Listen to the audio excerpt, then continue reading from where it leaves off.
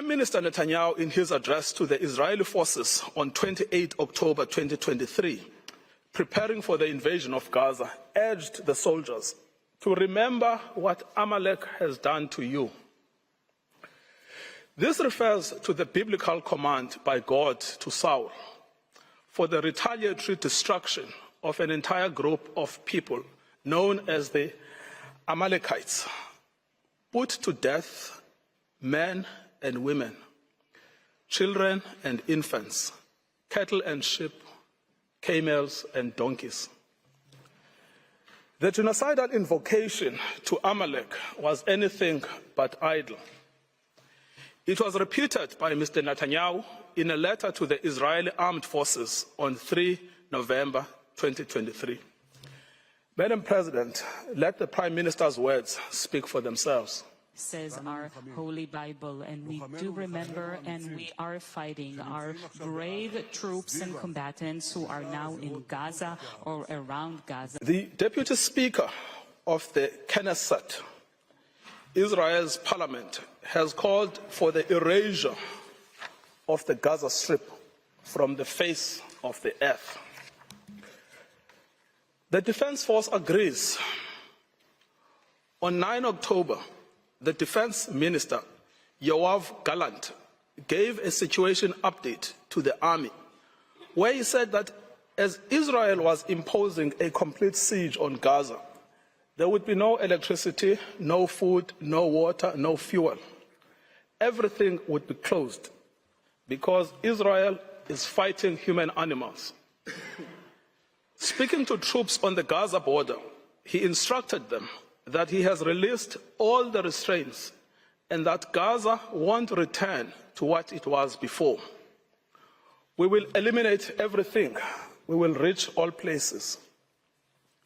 Eliminate everything. Reach all places without any restraints. The theme of destruction of human animals was reiterated by an Israeli army coordinator of government activities in the territories on 9 October 2023, who, in an address to Hamas and the residents of Gaza, stated that Hamas has become ISIS and that the citizens of Gaza are celebrating instead of being horrified. He concluded that human animals are dealt with accordingly. Israel has imposed a total blockade on Gaza. No electricity, no water, just damage. You wanted hell, you will get hell. The language of systematic dehumanization is evident here. Human animals, both Hamas and civilians, are condemned. Within the Israeli cabinet, this is also a widely held view.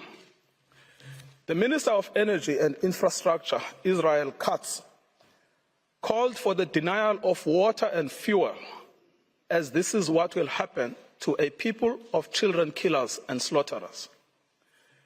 This admits of no ambiguity. It means to create conditions of death of the Palestinian people in Gaza. To die a slow death because of starvation and dehydration, or to die quickly because of a bomb attack or snipers, but to die nevertheless. In fact, Heritage Minister Amichai Eliyahu said that Israel must find ways for Gazans that are more painful than death. It is no answer to say that neither are in command of the army. They are ministers in the Israeli government.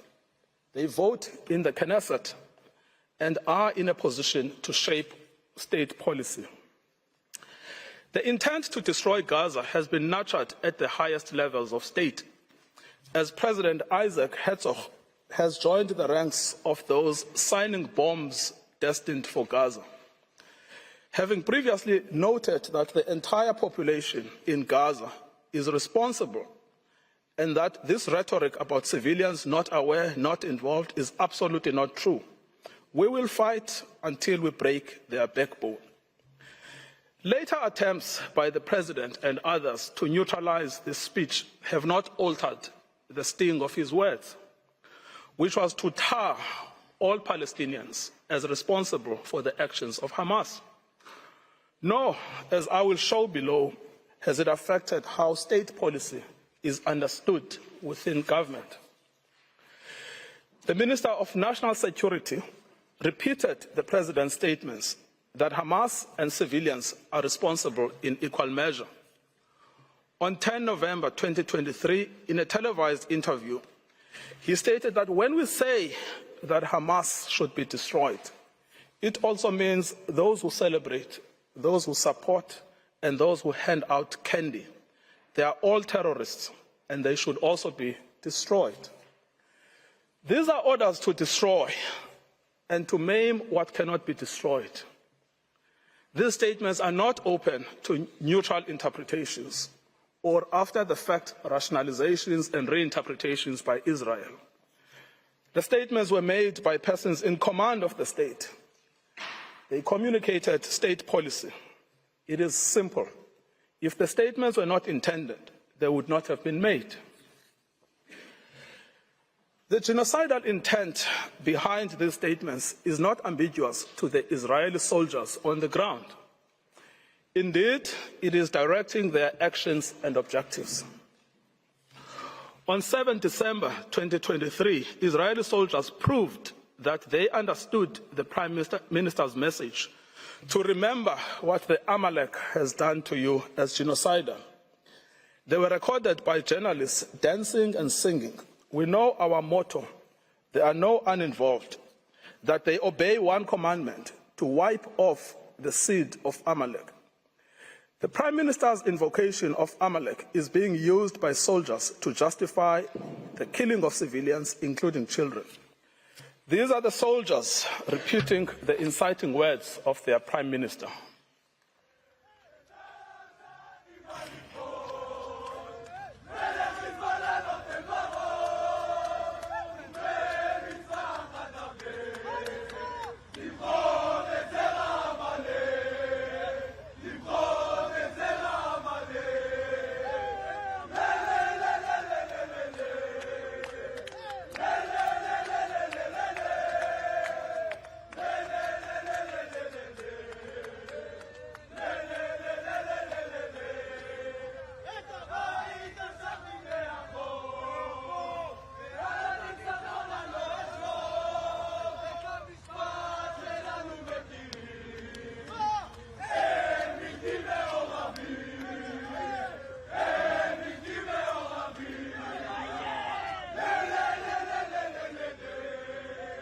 For children in particular, the last 12 weeks have been traumatic.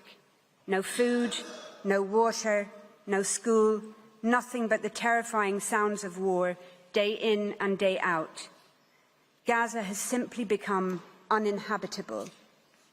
Its people are witnessing daily threats to their very existence, while the world watches on. End quote. The court has heard of the horrific death toll and of the more than 7,000 Palestinian men, women and children reported missing, presumed dead or dying slow, excruciating deaths trapped under the rubble. Reports of field executions and torture and ill-treatment are mounting, as are images of decomposing bodies of Palestinian men, women and children left unburied where they were killed, some being picked upon by animals. It is becoming ever clearer that huge swathes of Gaza, entire towns, villages, refugee camps, are being wiped from the map. As you have heard, but it bears repeating, according to the World Food Programme, 4 out of 5 people in the world in famine or a catastrophic type of hunger are in Gaza right now. Indeed, experts warn that deaths from starvation and disease risk significantly outstripping deaths from bombings. The daily statistics stand as clear evidence of the urgency and of the irreparable prejudice. On the basis of the current figures, on average, 247 Palestinians are being killed and are at risk of being killed each day, many of them literally blown to pieces. They include 48 mothers each day, 2 every hour, and over 117 children each day, leading UNICEF to call Israel's actions a war on children. On current rates which show no sign of abating, each day, over 3 medics, 2 teachers, more than 1 United Nations employee, and more than 1 journalist will be killed, many while at work or in what appear to be targeted attacks on their family homes or where they are sheltering. The risk of famine will increase each day. Each day, an average of 629 people will be wounded, some multiple times over, as they move from place to place, desperately seeking sanctuary. Each day, over 10 Palestinian children will have one or both legs amputated, many without anaesthetic. Each day, on current rates, an average of 3,900 Palestinian homes will be damaged or destroyed. More mass graves will be dug. More cemeteries will be bulldozed and bombed and corpses violently exhumed, denying even the dead any dignity or peace. Each day, ambulances, hospitals and medics will continue to be attacked and killed. The first responders who have spent 3 months without international assistance, trying to dig families out of the rubble with their bare hands, will continue to be targeted. On current figures, 1 will be killed almost every second day, sometimes in attacks launched against those attending the scene to rescue the wounded. Each day, yet more desperate people will be forced to relocate from where they are sheltering or will be bombed in places where they have been told to evacuate to. Entire multi-generational families will be obliterated, and yet more Palestinian children will become WCNSF, Wounded Child, No Surviving Family, the terrible new acronym born out of Israel's genocidal assault on the Palestinian population in Gaza. There is an urgent need for provisional measures to prevent imminent, irreparable prejudice to the rights in issue in this case. There could not be a clearer or more compelling case. In the words of the Commissioner General of the United Nations Relief and Works Agency, there must be an end to the decimation of Gaza and of its people. Turning to the Court's case law, as the Court has recently reaffirmed, and I quote, "The condition of urgency is met when acts susceptible of causing irreparable prejudice can occur at any moment before the Court makes a final decision on the case." End quote. That is precisely the situation here. Any of those matters to which I have referred can and are occurring at any moment. United Nations Security Council resolutions demanding, quote, "the immediate, safe, unhindered delivery of humanitarian assistance at scale throughout Gaza and full, rapid, safe and unhindered humanitarian access," end quote, remain unimplemented. United Nations General Assembly resolutions calling for a humanitarian ceasefire have been ignored. The situation could not be more urgent. Since these proceedings were initiated on the 29th of December 2023 alone, an estimated over 1,703 Palestinians have been killed in Gaza and over 3,252 injured. As to the criterion of irreparable prejudice, for decades now, the Court has repeatedly found it to be satisfied in situations where serious risks arise to human life or to other fundamental rights.